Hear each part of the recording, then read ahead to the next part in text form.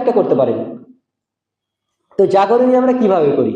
জাগরণী আমরা করি গল্প গুজবের মাধ্যমে, জাগরণী করি খাওয়ার পাল্লা দিয়ে। বলবো ওই মসজিদে চো, এত মিষ্টি দেবে, ওই মসজিদে চো বাতাসা দেবে, ওই মসজিদে চো মুড়ি মাখাবে, নারকেল দেবে, হ্যান দেবে, তেল দেবে, মানে মানুষ আসেই খাওয়ার লোভে। জাগরণী কি তাই? জাগরণী কি খাওয়ার নাম? জাগরণী কি বসে বসে গল্প করার নাম? জাগরণী কি মসজিদে বসে আপনার মোবাইল দেখে জালসা শুনে কাটিয়ে দেওয়ার নাম? জাগরণী কি বক্তব্য শুনে কাটিয়ে দেওয়া, রাত কাটিয়ে দেওয়ার নাম? জাগরণী কাকে বলে? জাগরণী কি করে করবেন আপনি? এতদিন যা করেছেন করেছেন। আমি আপনাকে বলতে চাই জাগরণী করবেন কয়েকটি পদ্ধতিতে। 1 নম্বর, সালাত বা কিয়ামের মাধ্যমে। সালাতের মাধ্যমে জাগরণী করবেন। আপনি লম্বা সালাত পড়ুন, সারা রাত ধরে সালাত পড়ুন। আপনি এশা শেষ হয়ে গেছে, আপনি তারাবিটা বাকি রাখুন, প্রয়োজনে আপনি একাই কি সালাত পড়ুন। আপনি বলবেন আমি তো বেশি সূরা জানি না, কি করে সালাত পড়বো? লম্বা সালাত কি করে পড়বো? কিছু না জানেন, সূরা ইখলাস তো জানেন, সূরা ফাতিহা পড়ুন, আউযুবিল্লাহ বিসমিল্লাহ বলে সূরা ইখলাস শুরু করুন, আবার বিসমিল্লাহ বলে ইখলাস পড়ুন, আবার ইখলাস পড়ুন, আবার ইখলাস পড়ুন। যতক্ষণ দাঁড়িয়ে থাকতে পারেন ততক্ষণ আপনি সূরা ইখলাস দিয়ে এক রাকাত পড়ুন। এভাবে দ্বিতীয় রাকাত আবার এইভাবেই পড়ুন, যতক্ষণ দাঁড়িয়ে থাকতে পারেন। রুকুতে যতক্ষণ করতে পারেন আপনি রুকু করুন। 1 নম্বর বললাম সালাতের মাধ্যমে আপনি জাগরণী করবেন। দ্বিতীয়ত, কোরআন তেলাওয়াতের মাধ্যমে জাগরণী করবেন, কোরআন তেলাওয়াত করবেন। এই বলে এই নয় যে একজন তেলাওয়াত করবে সবাই বসে বসে শুনবে, এটা নয়। জাগরণী হচ্ছে এটা আপনার নিজস্ব একটা গোপনীয়ত বিষয়। আপনি সবারই সামনে থাকলে হাত তুলে কাঁদতে পারবেন না, আপনার চোখ দিয়ে পানি আসবে না, আসলে হয়তো রিয়া হয়ে যেতে পারে। তাই একাই কি করার চেষ্টা করবেন। কারোর সামনে থাকলে যখন আল্লাহর কাছে হাত তুলে দোয়া করবেন, তখন মনের মধ্যে একটা ভাবনা আসতে পারে যে আর একটু লম্বা দোয়া করি, লোকে বলবে যে লোকটা খুব ভালো দোয়া করছে, এই ভাবনা আসতে পারে। এই ভাবনা থেকে বাঁচার জন্য একাকি করা উত্তম, একাকি করার চেষ্টা করবেন। একসঙ্গে করা নিষেধ তা নয়, একাকি করলে মনোযোগটা বেশি পাবেন। 2 জন থাকলে গল্প হবে, 3 জন থাকলে গল্প হবে, আর একাকি থাকলে একনিষ্ঠ চিত্তে আপনি আল্লাহকে ডাকতে পারবেন, একনিষ্ঠ ভাবে আল্লাহ তাআলার কাছে আপনি ফরিয়াদ করতে পারবেন, হাত তুলে কন্দন করতে পারবেন। 1 নম্বর বললাম সালাতের মাধ্যমে আপনি জাগরণ করবেন। দ্বিতীয়ত বললাম কোরআন তেলাওয়াতের মাধ্যমে জাগরণ করবেন। তৃতীয়ত আপনি জাগরণ করবেন দোয়ার মাধ্যমে। আপনি হাত তুলুন, একা একা হাত তুলে দোয়া করুন, যা আপনার মুখে দোয়া করুন।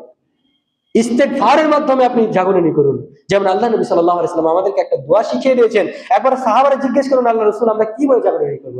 আল্লাহ রাসূল সাল্লাল্লাহু আলাইহি ওয়াসাল্লাম বলেন কুল, তোমরা বলো আল্লাহুম্মা ইন্নাকা আফুউন তুহিব্বুল আফওয়া ফা'ফু আননি। তোমরা বলো আল্লাহুম্মা ইন্নাকা, হে আল্লাহ নিশ্চয় আপনি, আফুউন তুহিব্বুন গুনাহকে maaf করতে পছন্দ করেন, আফওয়া ফা'ফু আননি আপনি আমার গুনাহকে maaf করে দেন। আল্লাহর নবী সাল্লাল্লাহু আলাইহি ওয়াসাল্লাম আমাদেরকে শিক্ষা দিলেন যে তোমরা জাগরণী করো দোয়ার মাধ্যমে, ইস্তেগফারের মাধ্যমে। মানে এটা আল্লাহ তাআলার কাছে ক্ষমা চাওয়ার একটা মাধ্যম, একটা দোয়া যে আল্লাহুম্মা ইন্নাকা আফুউন তুহিব্বুল, হে আল্লাহ তুমি নিশ্চয়ই ক্ষমা করতে ভালোবাসো, নিশ্চয়ই তুমি ক্ষমা করাকে পছন্দ করো, আফু ফা'ফু আননি তুমি আমাকে ক্ষমা করে দাও।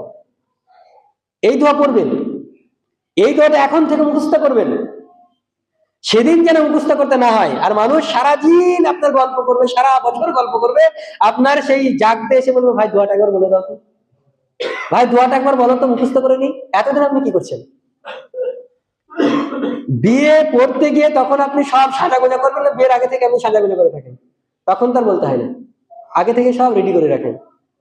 তো আপনি যেদিন জাগতে আসবেন সেদিন আপনার ধুম লেগে গেল যে দোয়াটা এখনই মুখস্থ করবে, আর এতদিন হেলাই ফেলাই কাটিয়ে দিলেন কেন? এখন থেকে আপনি মুখস্থ করুন দোয়াটা, আল্লাহ তাআলার কাছে বলুন। আপনি যদি আরবি বলতে না পারেন অন্তত পক্ষে এটা তো বলতে পারবেন যে আল্লাহ তুমি আমাকে ক্ষমা করে দাও, আমি ভুল করেছি, আমার ভুলকে তুমি মার্জনা করে দাও, এটা তো বলতে পারবেন। এগুলো বলুন, এগুলো করে আপনি রাত্রি জাগরণ করবেন, কোন রকম খাওয়া পানা নয়। আপনার যদি মনে হয় যে আমার যাব পানি পিপাসা লাগবে, আপনি 1 বোতল পানি নেবেন, পাশে পানি নিয়ে বসবেন, এত বাতাস আনতে হবে কে বলেছে, মিষ্টি আনতে হবে কে বলেছে? এটা তো খাওয়ার জিনিস নয়, এটা তো ইবাদতের জিনিস, আর আমরা এটাকে খাওয়ার জন্য প্রতিযোগিতা স্বরূপ বানিয়ে নিয়েছি। এগুলো থেকে সাবধান থাকবেন, এগুলো সাবধান থাকবেন। খাওয়ার জন্য আপনার রাত্রি জাগরণীয় নয়,